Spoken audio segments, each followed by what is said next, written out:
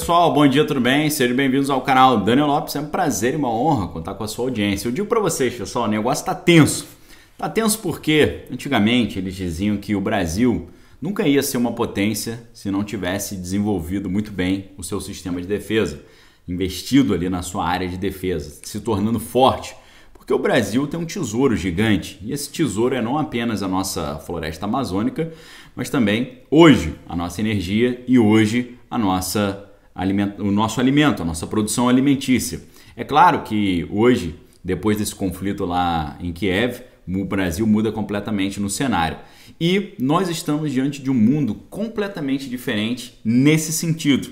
E o Brasil precisa entender a sua posição nesse cenário e avançar exatamente nessa área de defesa. Senão, seremos engolidos aí pelos abutres, pelos interesses internacionais e a nossa soberania pode estar completamente comprometida caso isso não seja feito imediatamente. Graças a Deus, o presidente brasileiro, o governo brasileiro estão cientes disso. Mas nesse vídeo hoje eu quero mostrar para vocês o tamanho da tensão que está no ar com essas mudanças recentes, ok? Você sabe que a revista The Economist é produzida por um pessoal aí que tem uma clara agenda internacional e tem um objetivo a ser alcançado. Você sabe que ali tem gente que manja do que está rolando no mundo e sabe muito bem o que deve ser feito para que a sua própria agenda seja implementada. A última edição do dia 4 de junho trouxe 2 artigos aí muito interessantes e preocupantes ao mesmo tempo. Um vai falar sobre uma nova era nuclear e o outro se chama Pensando o Impensável. Ambos os artigos vão falar sobre a possibilidade do uso desses equipamentos atômicos aí e isso tudo em consequência do conflito lá na Europa, né? Como uma total mudança da ordem mundial vigente. Presta atenção, o que eles estão dizendo é que esse conflito lá na Europa está mudando toda a ordem vigente. É claro que nesse sentido a gente entra naquele estranhíssimo, misterioso e oculto universo daquelas histórias de ordem internacional nova. Esse editorial da revista, ele mostra, né, que esse tipo de perigo nuclear que nós estamos vendo hoje, tem um conflito dessa natureza, ele tem consequências jamais vistas em toda a história, né? Essa fala do Pudim Azedo lá de Moscou, dizendo, se alguém se meter no negócio aqui, eu vou usar meu equipamento nuclear. A revista diz que isso não tem precedente, tá? Dizendo que qualquer país ocidental que entrasse na história poderia ser alvo dessas reações nucleares. E a matéria vai dizer que isso é altamente preocupante, né? Por quê? Isso pode levar a várias consequências muito problemáticas. Primeiro, os países que, por exemplo, se consideram ali vulneráveis a essas ofensivas atômicas podem se sentir tentados a quê? A obter a sua própria capacidade nuclear, prejudicando aqueles esforços de não proliferação. Ou seja, o mundo hoje já sabe que a tendência agora, de toda essa doideira aí que o Pudim tem falado, vai fazer com que as nações ali em volta queiram desenvolver o seu próprio equipamento de defesa. E o Brasil entra nessa história também, porque hoje, graças a Deus, a gente não tem um conflito semelhante àquele, mas temos uma disputa interna aqui pesadíssima. E você está vendo que isso tudo está envolvido com essa corrida aí para o Executivo Nacional neste indispensável, importantíssimo ano de 2022. A gente não pode esquecer que o país vizinho ali do Pudim devolveu os equipamentos para a União Soviética que eles tinham, né, em troca de garantias ali de que eles não teriam problema com os seus vizinhos. Mas essas garantias, claro, foram completamente atropeladas, né? Além disso, né, outros países que têm esse tipo de tecnologia podem vir a copiar essa atitude do Pudim, né? E dizendo, se mexer comigo eu já vou soltar uns negócios aí na tua cabeça. Vou liberar aí uns troços para cima do teu telhado aí. Por quê? Isso está completamente mudando o que se chama de estabilidade estratégica internacional. Isso porque eles dizem que o tabu nuclear foi para o espaço. Como assim o tabu? O que alguns analistas têm mostrado é que até o momento essas advertências, né, com relação a questões nucleares tinham sido feitas apenas com os países que têm essa tecnologia. Só que agora a postura do Putin mudou. Antes ele só falava, ó, você também tem esse equipamento nuclear, vou jogar em você. Agora ele está dizendo que vai jogar em qualquer um que entrar nessa história.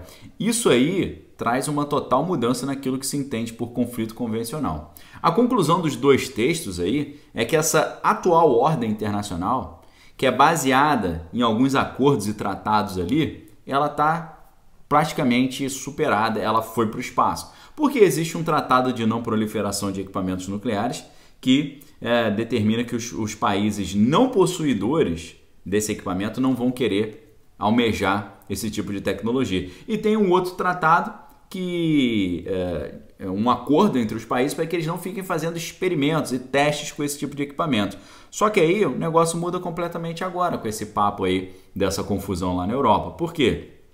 Hoje a gente tem um receio eminente e iminente, ou seja, importante, e que pode acontecer a qualquer momento, do uso de equipamentos nucleares táticos, ou seja, aqueles que são de baixa potência. Só que é de baixa potência nos critérios atuais, mas são tão potentes quanto aqueles que foram usados no Japão na década de 40. Isso é uma mudança radical de patamar, porque pode levar a uma escalada, que cada vez equipamentos mais potentes sejam usados e isso acabe gerando um real enfrentamento entre Moscou e a OTAN. Isso nos faz lembrar um livro dos anos 80 do Herman Kahn, né, em que nesse livro ele defende a ideia de que existem passos sucessivos que podem levar a uma grande conflagração nuclear global. E ele fala que para manter esse sistema equilibrado e impedir que isso aconteça no futuro, os Estados Unidos, por exemplo, o Ocidente, tem que cada vez mais buscar a sua superioridade em relação aos adversários. É claro, isso acabou levando aquela corrida armamentista. Mas o outro artigo, que é o Pensando em Impensável, vai falar dessa questão interessante do tabu nuclear, porque a Nina Tannenwald, que é da Universidade Brown, ela argumenta que desde aquilo que aconteceu no Japão até hoje, os equipamentos nucleares eles não foram usados, não exatamente porque foram feitos tratados e combinados para que eles não fossem usados. Ela diz que eles não foram usados porque havia um crescimento, um sentimento crescente de que isso era inaceitável, principalmente em termos morais, que isso era errado, que isso não era aceitável. Só que ela fala que hoje, com essa situação na Europa, o negócio começa a ser aceitável. E a própria população mundial começa a olhar com complacência não só esse tipo de fala, mas esse tipo de realidade. Pesquisas têm mostrado que pessoas têm falado, não, eu acho que vai acabar acontecendo, né? Eles vão acabar usando equipamento nuclear e faz parte. Entendeu? Então, chegou um cenário que eles estão nomeando de um cenário de erosão das normas do direito internacional, em que se apoia a ordem internacional vigente, né? A gente já tem aí 7 décadas dessa era atômica com acordos aí que cada vez estão mais fracos e sem crédito, né? Nós estamos diante de um descrédito total dessa promessa de um mundo mais seguro. E eles estão falando, caramba, se esses acordos agora não estão valendo nada, como é que faz? Como restaurar essa confiança, essa credibilidade, né? Como é que a gente lida com essa erosão do projeto de enfraquecer os equipamentos, né? Porque isso traz preocupação à segurança do mundo inteiro e eles estão pensando como fazer uma cooperação, como negociar em busca de medidas eficazes aí para baixar essa poeira. É difícil pra caramba isso, mas o fato é que agora nós estamos vendo uma nova corrida armamentista no mundo. E eu digo para vocês, se o Brasil ficar de fora disso aí, o Brasil vai ficar presa fácil na mão desses abutres internacionais. A gente falou em outros vídeos, né? Por que o pessoal não arruma encrenca lá com os indianos, por exemplo? Indianos têm esse equipamento.